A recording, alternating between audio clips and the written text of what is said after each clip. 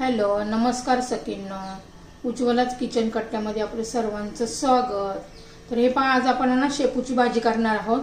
त्यासाठी मी शेपूची भाजी, एक गड्डी शेपूची भाजी आहे ती निवडून घेतलेली आहे आणि ही मूग डाळ मी पाण्यात भिजत ठेवली आहे, 10 मिनिटं झालेली आहेत। तर त्यातच आपण ही शेपूची भाजी चिरून घेऊया। आता मी शेपूची भाजी पहिली चिरून घेते।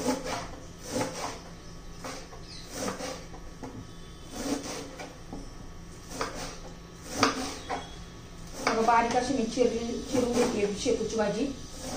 आमच्या घरामध्ये शेपूची भाजी सर्वांना आवडते। बाजरीच्या भाकरी बरोबर, ज्वारीच्या भाकरी बरोबर, चपाती बरोबर खूप छान लागते। आम्हाला ही बाजरीच्या भाकरी बरोबर खूप आवडते शेपूची भाजी आणि सर्वजण आवडीने खातात। काही लोकांना शेपूची भाजी जास्त आवडत नाही। आमच्या घरामध्ये पालेभाज्या सर्वजण आवडीने खातात। आता ही शेपूची भाजी आपण मूग डाळ भिजवण्यासाठी त्या कढईमध्ये घालून घेऊया। स्वच्छ अशी धुवून घ्यायची आपल्याला शेपूची भाजी। तर हे पहा, मी शेपूची भाजी चिरून घेतलेली आहे, स्वच्छ अशी धुवून घेते। आता एक कांदा घेतलेला आहे, हा लसूण घेतलेला आहे आणि 5 मिरच्या घेतलेल्या आहेत। तिखट आहेत म्हणून मी 5च घेतलेत।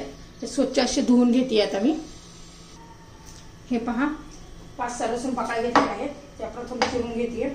बघा, पहिला आहे ना ते अशा जरा दाबायचा, म्हणजे तेलामध्ये ना त्याचा छान असा अर्क उतरतो आणि खूप छान लागते। आता मिरच्या पण एकदम बारीक चिरून घ्यायच्या। खूप तिखट मिरच्या आहेत, मला जरा थोडीशी तिखट भाजीच आवडते। शेपूची भाजी जरा तिखट असल्यानंतर छान लागते।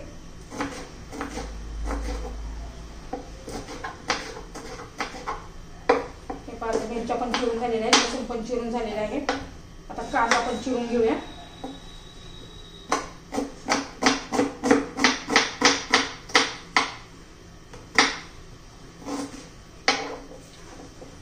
बघा, ह्या पद्धतीने खूप बारीक पण नाही चिरलेला मी।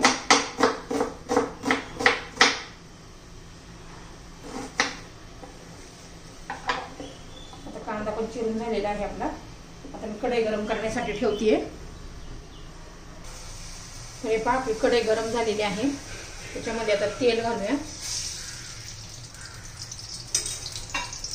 मूग डाळीने पण भाजी खूप छान लागते आणि कांद्याने पण आवडते, चव दुप्पट होते। तर तुम्ही कधी कांदा घातला नसेल तर घालून पहा, खूप छान लागतो शेपूच्या भाजीमध्ये।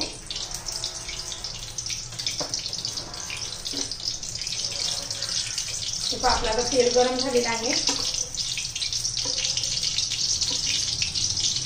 हे पहा, त्यात लसूण आणि हिरवी मिरची घालून घेऊ।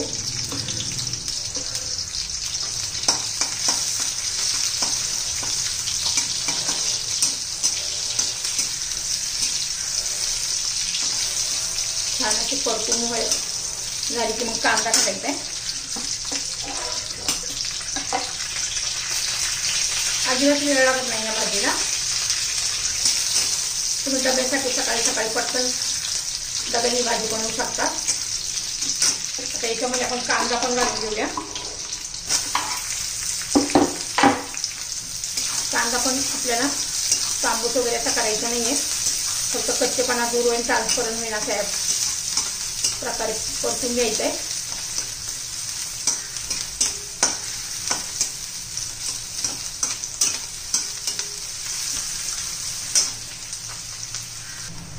तर पहा, इतपतच कांदा आपल्याला परतून घ्यायचा आहे, जास्त नाही परतायचा।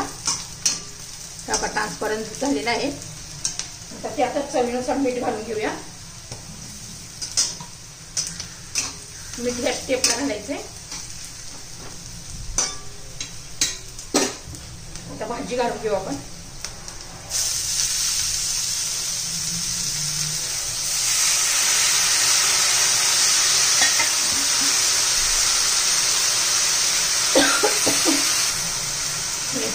थोडंसं अर्धा कप पाणी घालायचंय। भाजी आता व्यवस्थित हलवून घेऊया, मिक्स करूया।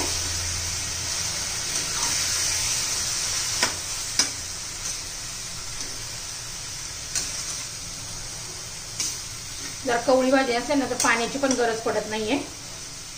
पण थोडे मी जरा देठ दांडे वगैरे घेतलेले आहेत ना.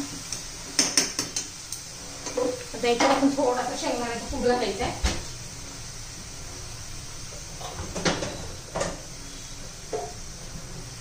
जरा शेंगदाण्याच्या कुटेने जरा मोठाच घ्यायचा आहे.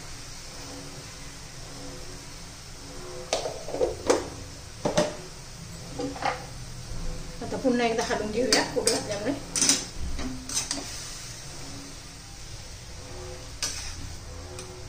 बघा भाजीला पाणी सुटलंय.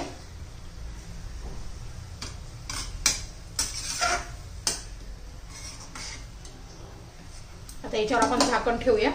5 मिनिटात आपली भाजी तयार होईल.